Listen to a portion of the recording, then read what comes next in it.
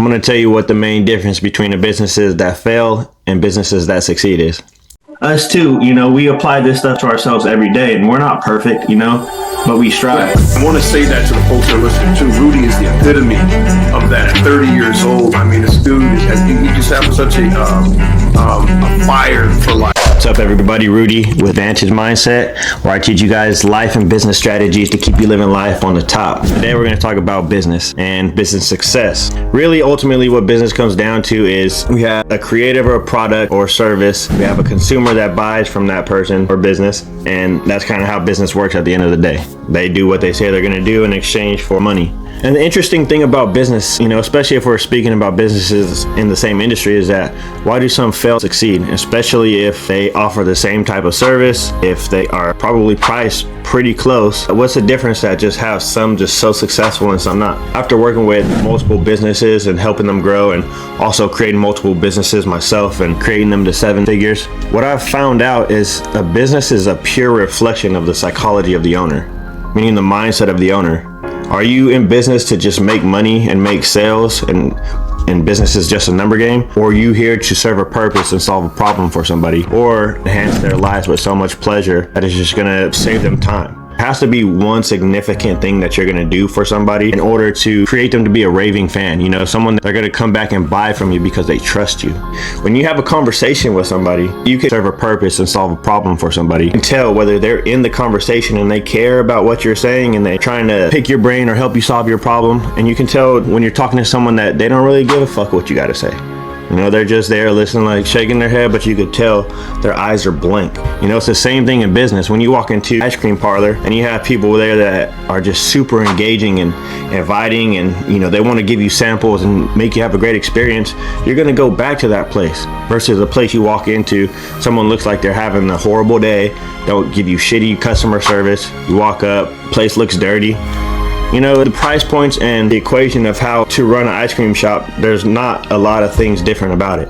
It's about the connection. It's about what you're delivering to the person buying from you. So when you can focus on others, at the end of the day, whether it's life and business, success is being able to add value to other people's lives. When you become more aware of it, if we want to take this even further, when you understand the type of value that you're adding for someone, you'll understand that you're going to be adding that same value back to yourself somehow, some way. That's just how the universe works. So take this for example. If I teach someone how to make money, am I doing a good thing or a bad thing? Well, that's a good question. It depends on the perspective. If I'm teaching someone how to sell drugs and make a living that way, is that good or is that bad? See, so if I'm not doing good for the end person, all the money can be perceived as a good thing. Drugs and enhancing people's lives, being a gateway for them to have access to drugs, the lineage and the stem or the branches of my tree, whatever I'm planting, the salutes. So if I end up just teaching this kid to do something that seems good but it's actually not, then what's really going to be going on there? How do I expect to attract good things back into my life? So if you want to teach someone how to make money, teach them how to be a better person. Who do they have to become in order to get that money? Because obviously, if you want to start getting money and you want to become successful, it's a mindset shift. It's not a thing in actions. Yes, actions come from the mindset, but the mindset comes first. You have to eliminate this version of yourself that whatever routine you're doing, whatever habits you have that aren't working for you, you need to have a serious talk with yourself, analyze things, and make sure that you have yourself right first and your mindset's right. Worry about what you can do for others, and I promise you there's going to be more clarity coming to yourself. There's going to be more growth in who you become. Once you can understand that, be able to start influencing the way that you navigate and the way you do business. I promise you, because this has been tested and tried by myself, by people I've worked with, and not only that, but the thousands and thousands of books that have been written from people before me. When you focus on others, when you can add value, you can make someone have a good time, and you have the intent of doing good because you know that good is going to come back around, this is how you control your life. When you become aware of your emotions and your actions and everything, this is how you can live life flowing through the stream smoothly. It's like, why would you have a goal, but you know that in order to get to this goal, you have to try to take your boat upstream going against the current. So let's say the current's 5 miles an hour, but you're traveling against it at 7. You're going to be traveling at 2 miles per hour versus just understanding that, hey, if you just trust the process and take action and go with what feels right, you're going to go with the stream. And 2 miles an hour going that way, you could be moving at 10 miles an hour going that way. So the distance that you traveled, the amount that you've grown in that time is going to be drastic. And it's the same for business. So I want you guys to just take these principles, sit back, write down things that you know about yourself, about how you deal with business, about how you can reframe and reshape what your offer is to the end client. And also try to do some testing. Like what I would advise you to do is try to see who your core, if you have a group of core customers that you know have been around, these are things you also should know. There's so many things you should know. But anyways, get a group, like a good test group, and get their feedback.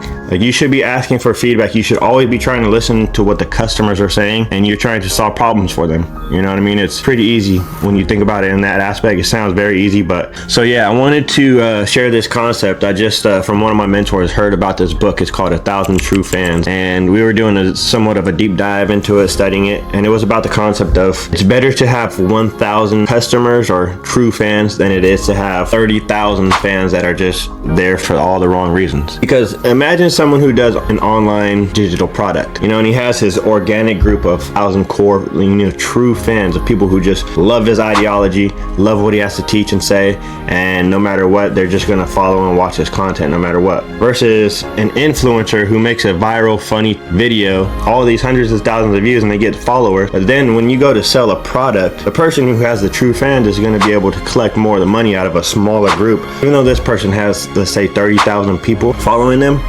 they're not going to be able to make as much to teach and say, and no matter what, they're just much money as the person who has the niche fans, the true fans, because this person is putting an attention into solving a specific problem for a specific niche group of people.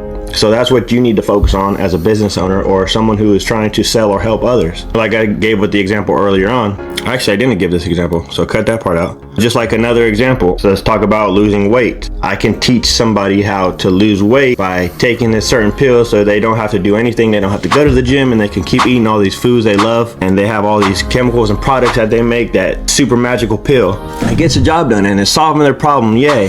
But on the other end, I could teach you how to fast, and I could teach you how to look for healthier food, and teach you how to strengthen your mind so you can defeat the thoughts of hunger and impulse to eat all this junk food and sugar. And I can teach you how to be disciplined and get into the gym and find time to do something that helps you to get your body working, because when your body works harder, your mind works harder, and your emotions work harder, and they all come together, and you're able to be more productive, and that's how you grow as a person. So although I can take two different approaches to helping someone get the same result, the growth and the journey for that person is going to help that person become worse or better. So be very conscious about what route you're taking with whatever you're selling to another person. Like I said, if you're doing things and you're not doing it, not being transparent about what you're doing for people, you're not going to be having to pay them back. You're going to have to be paying God back in the universe. There's such a thing as the law of balance. So hope you guys found this video super helpful. If you guys have any questions or would love to hear what I have to say about your particular situation,